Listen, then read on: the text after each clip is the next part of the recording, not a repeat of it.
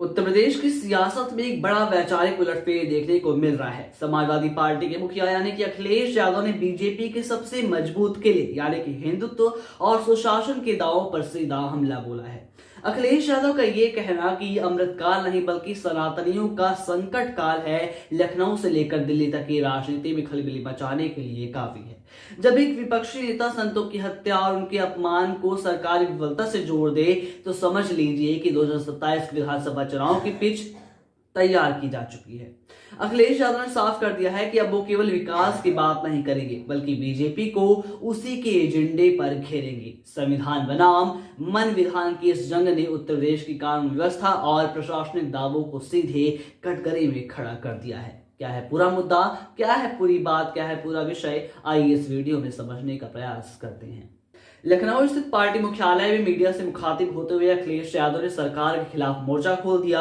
उन्होंने आरोप लगाया कि बीजेपी सरकार में संत समाज सुरक्षित तो बिल्कुल नहीं है, संतों की हत्याएं हो रही हैं और उन्हें अपमानित भी किया जा रहा है, जिससे उन्होंने सनातनियों पर संकट भी करार दिया।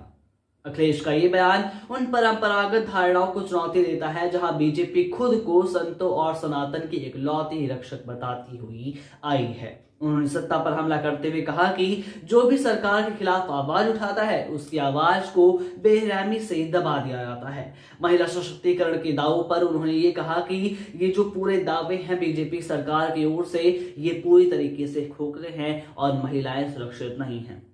और उन्होंने जनता से ये भी अपील की है कि वे इस दमनकारी शासन के खिलाफ अब एकजुट जरूर हो जाएं।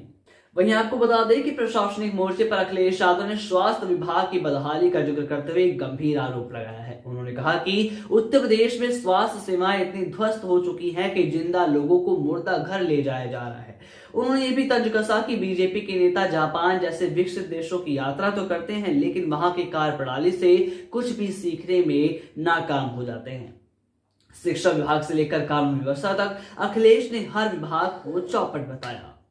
भ्रष्टाचार के मुद्दे पर उन्होंने बीजेपी को सौदागर की संज्ञा दे दी। जी हां, सपा के मुखिया के अनुसार सरकार मुनाफाखोरी को बढ़ावा दे रही है और महंगाई का सीधा कारण वही भ्रष्टाचार है जो कि सत्ता के संरक्षण में फल फूल रहा है। वहीं सबसे अहम खबर आपको ये भी बता दें कि आगामी रणनीति को लेकर अखिलेश यादव ने स्पष्ट किया है कि समाजवादी पार्टी बाबा साहेब भीमराव अम्बेडकर की जयंती को प्रदेश के हर गांव और सेक्टर स्तर पर बड़े पैमाने पर मनाएगी।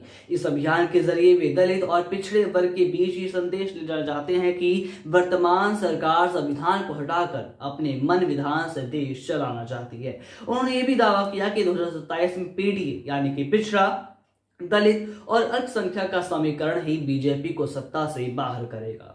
अखिलेश यादव ने यह भी इशारा किया है कि बीजेपी के भीतर अंदरूनी कलह चरम पर है और पार्टी अब पूरी तरीके से नकारात्मकता की ओर बढ़ चुकी है।